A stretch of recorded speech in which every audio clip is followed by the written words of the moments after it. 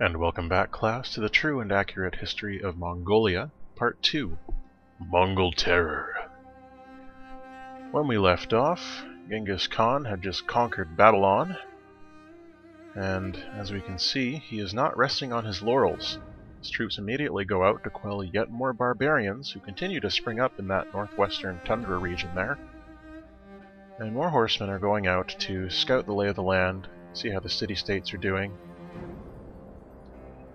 and generally check on India and the Ottoman Empire, just to see how they're doing and if they're showing any signs of aggression.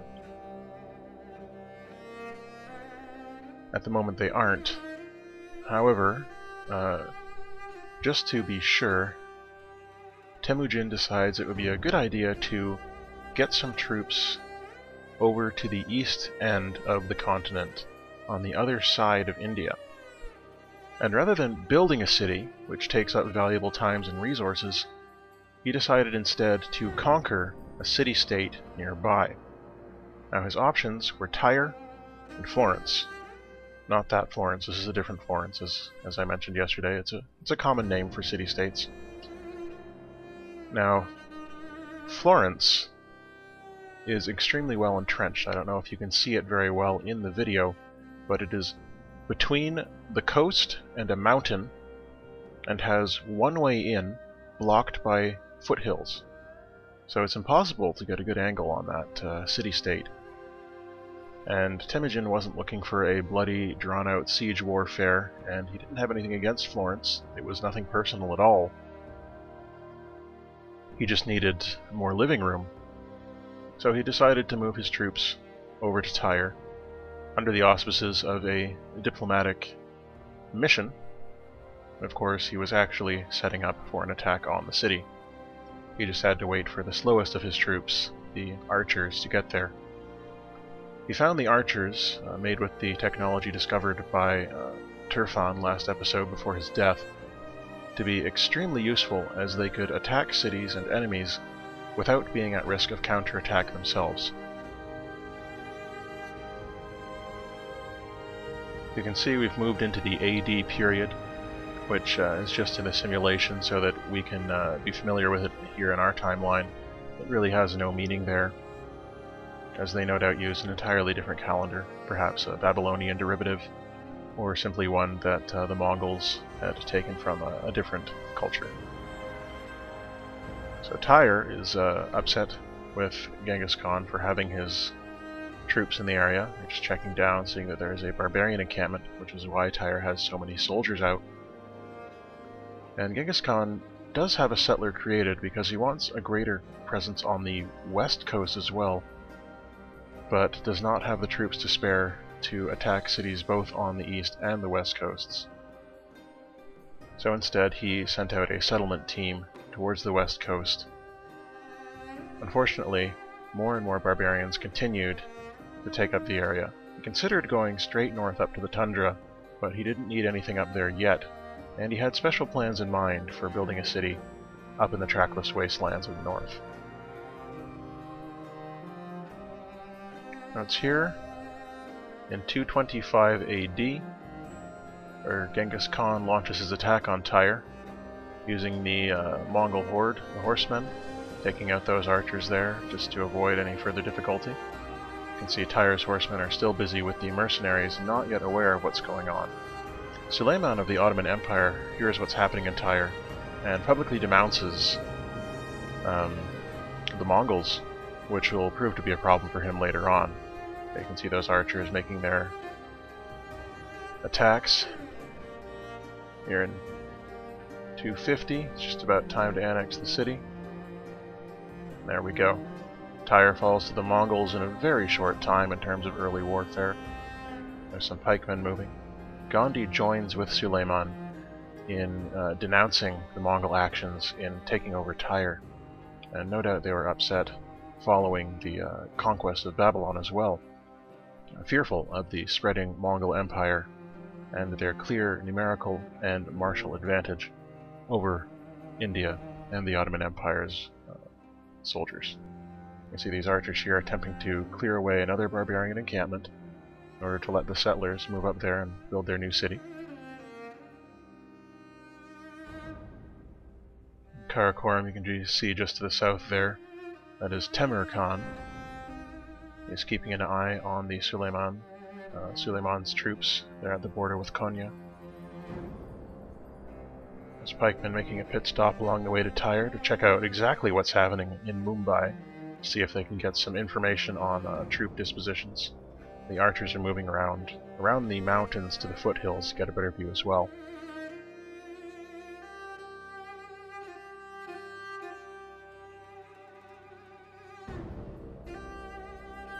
Here we are in 300 AD. The archers still working on those barbarian archers who admittedly have more experience using bows and arrows. There is still new technology to the Khanate, don't forget. Those pikemen moving back up to Tyre soon. The horsemen resting, regaining their strength. Going in to check. Seems India also has archers in their disposition, which will be troublesome if they decide to take it a step further from denunciation, or if Genghis Khan decides simply to attack them on his own merits, which is not what ends up happening quite yet. And there we see those archers finish up with the barbarian encampment. The settlers just checking the lay of the land before moving over to pillage the barbarian encampment for further supplies to help them set up their city more quickly and effectively. A group of horsemen going out to support them as well. And there we go, just grabbing some gold for supplies. The Mongol horsemen moving to surround Mumbai just to see exactly what their troop disposition is like, to see who is on patrol. You can see they have spearmen there as well, which will prove a problem for the horsemen. India, of course, growing suspicious, not thrilled with Genghis Khan's actions. Excuse me, I missed editing that menu out. So there we go. 425 AD, the horsemen finished with their scouting mission, return back towards Karakoram. The pikeman heads over to Tyre to fortify that city. The horsemen there also resting up, fortifying, preparing for whatever the Khan decides to do next. And what happens next was unexpected, though really it should not have been. Temur Khan making an inspection of the borders. He's going to be playing an important role in the next stretch of history, which should be coming up very shortly. It's these archers making their way down from the north. It's because there's nothing in the north to be worrying about right now. And there we go. Consul Suleiman of the Ottomans declares war in 500 AD. And then it is up to Genghis Khan to figure out how he's going to deal with the situation. Now he could go on the defense against the Ottomans, but Temujin has never been a timid man, and in his mind, the best defense is a good offense. The Mongol horde immediately strikes south towards Konya,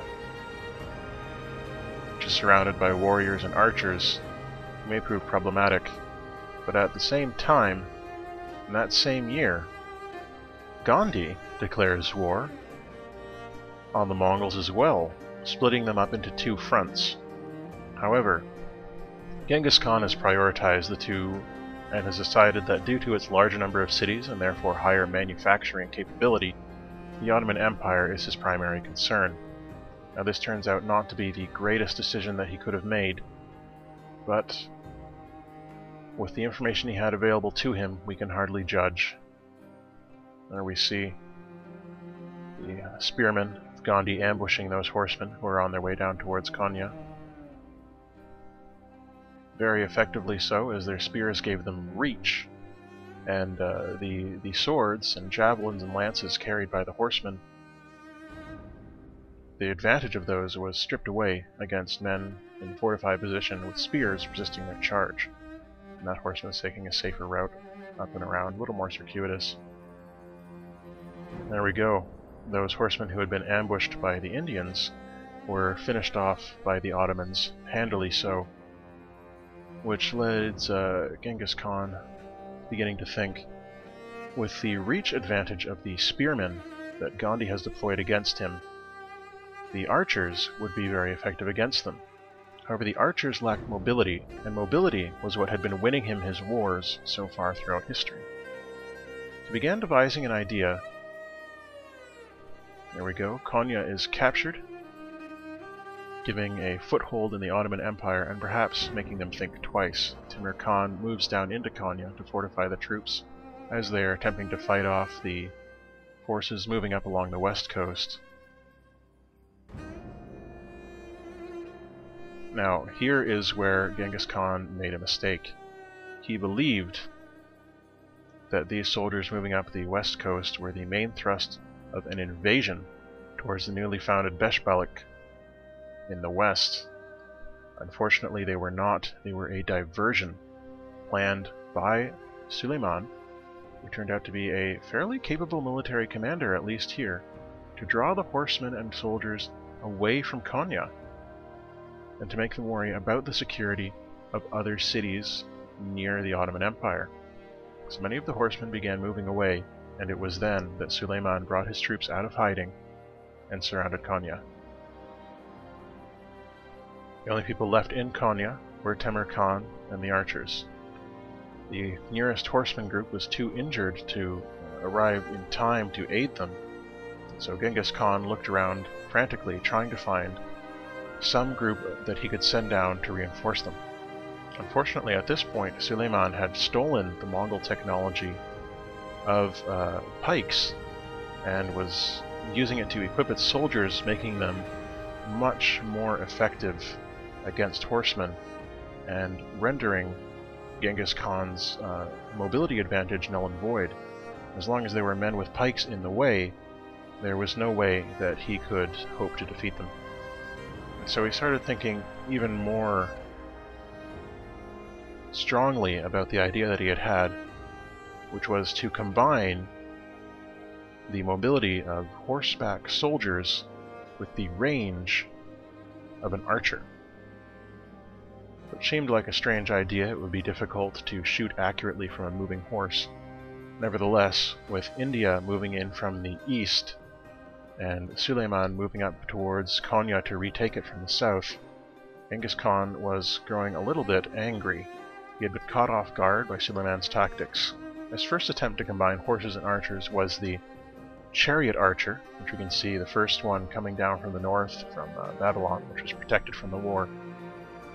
But it had trouble getting through the mountains and the hills and the rough terrain in between, and could not move as quickly as a horse without a chariot. So the chariot archer proved to be a less than effective weapon. And yes, that attack does not end well, just as Temur Khan advised. Unfortunately, it was a move of desperation.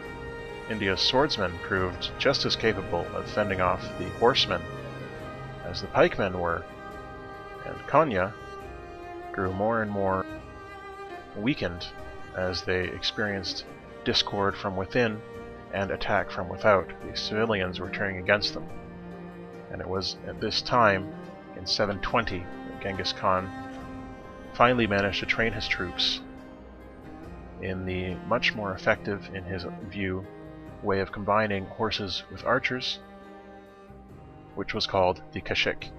The kashik are mounted soldiers who use bows and arrows, and would prove to be Mongolia's most powerful soldiers. Unfortunately, the kashik were not able to make it to Konya in time. As we see at the end of this video, they have to fight their way through India to get there, and they are not able to make it in time. You're going to see Konya fall in a second. So until next time, all the best.